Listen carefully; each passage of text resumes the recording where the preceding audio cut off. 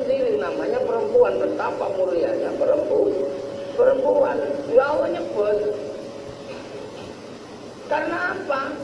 Dari laki-laki dan perempuan ini lahirlah bangsa. Wa ja'alnakum syu'uban wa qabaila. Tanpa laki-laki dan perempuan tidak lahir bangsa. Laki-laki itu lahir curu paling.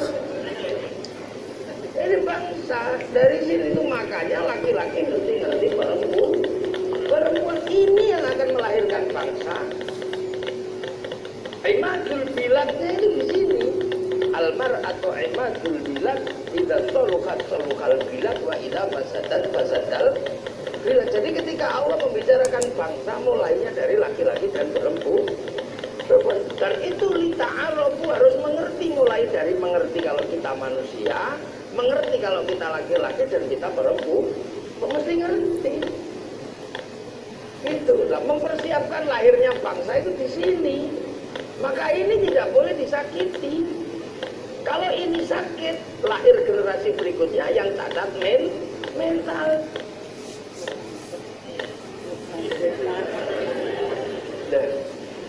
Makanya Allah memberikan gambaran dengan sangat lugas. Nisa hukum harsul. Perempuanku itu sawah. Di mana-mana tempat menanam itu sawah. Laki-laki nyarikan benih untuk menanam, cari benih yang bagus. Makanya berlaki-laki kalau mau nanam anak jangan nyuri, karena nanti titik nutfah yang lahir dari sesuatu hasil mencuri. Bapaknya Imam Syafi'i menemukan delima yang hanyut, dicari kehalalannya, maka benih yang ditanam di Siti Fatimah, bapaknya Pak Idris itu benih yang bagus. Lahir Imam Syafi'i dobit. Lah sekarang mana ada orang mikir nanam itu? Ada nyuri ikan haruan. Iya, tadi ikan haruan. Nanam ya dari saripati haruan curian. Jadi anak nakal. Apalagi itu papuyu curian. Ingat saya tadi kasih makan papuyu ya. Ternyata di tempat saya sama petik. Ini namanya aja beda. Dalam petik, orang petik itu bilang papuyu. Jadi bagus, makanya laki-laki ini yang halal, harus halal makanannya di Papua. Nah ini sawah. Sawah itu kalau sudah ditanami harus dikasih pengairan yang bagus biar dingin dan nutrisinya banyak. Artinya apa? Perempuan nggak boleh kering. Biar perempuan itu tidak kering, harus dikasih kebasahan. Caranya apa? Kasih uang. Maka perempuan tidak boleh dalam hidupnya tidak pegang uang sama sekali. Lah itu tugas laki-laki, mengairi sawah, kasih uang. Tahu? You understand? Ini seluruhnya. Tanah untuk sawah, untuk nanam. Kalau sudah ada di tanamannya, jauhkan dari api. Kalau dekat dengan api tanamannya layu. Maka perempuan kalau untuk nanam jangan suka dimarahi. Perempuan kalau dimarahi hatinya panas, jantung tepat di bawah payudara. Air susu kalau bawahnya panas, air susunya molekulnya pecah, diminum bayinya bengek. Makanya ada namanya tetek bengek.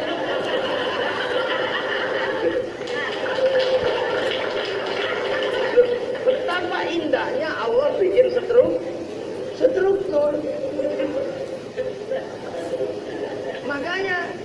Makanya NU bikin fatayat, bikin muslimat.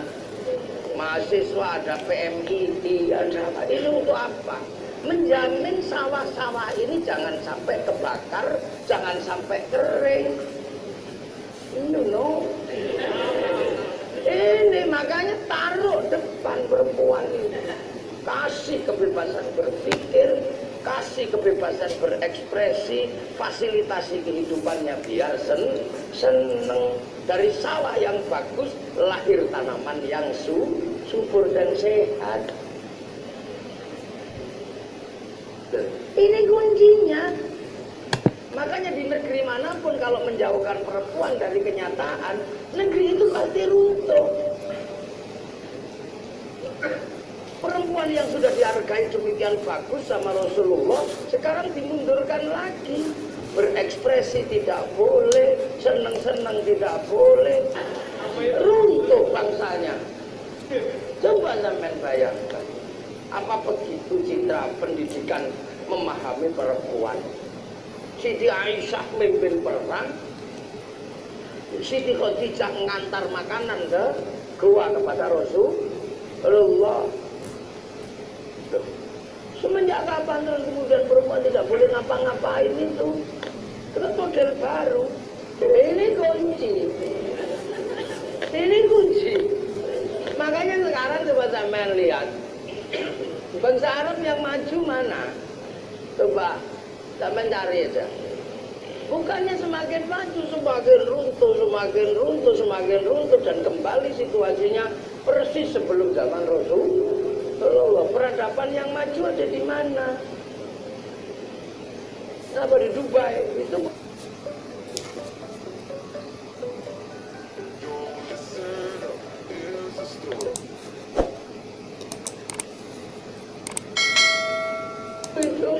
Wong itu cuma numpang lewat aja. Coba kita pikir, kita begitu perempuan dijauhkan dari kehidupan, dia menjadi tidak senang, ekspresi kehidupannya tidak ada, bangsanya mundur. Itu coba.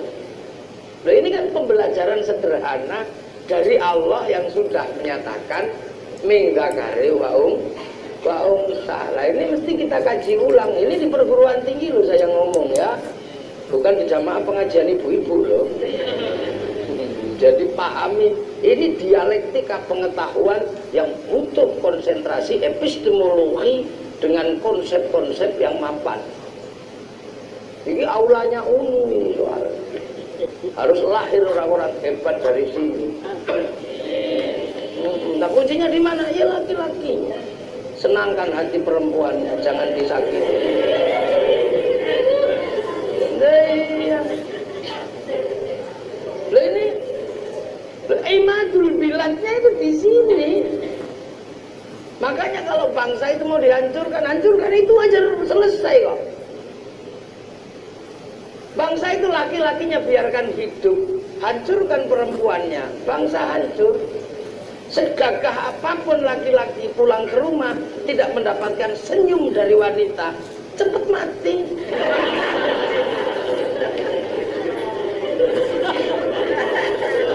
Itu yang paling kuat. Seberapa mahal obat perkasa, tidak lain dan tidak bukan untuk menaklukkan perempuan. Viagra yang paling hebat itu tujuannya cuma satu, menaklukkan perempuan kok. Gayanya doang yang di sini nih.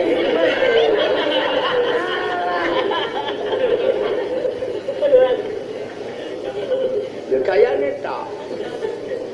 Nah itu nanti waja'alnakum syu'uban wa qaba'ila, ini baru jadi bangsa dan suku.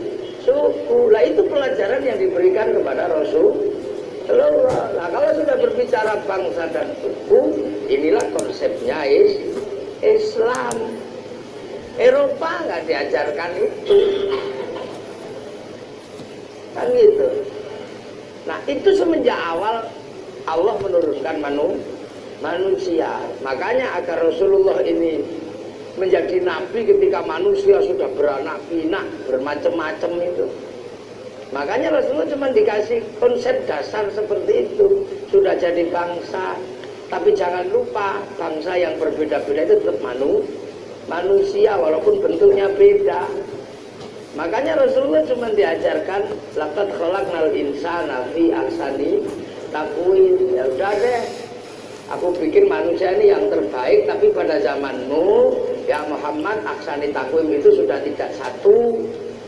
Kalau zaman Nabi Adam aksani takwim itu masih satu, tinggi besar 60 dirok. Tapi di zaman Nabi Muhammad ini kan Nabi terakhir manusia, sudah aksani takwimnya sudah macam-macam.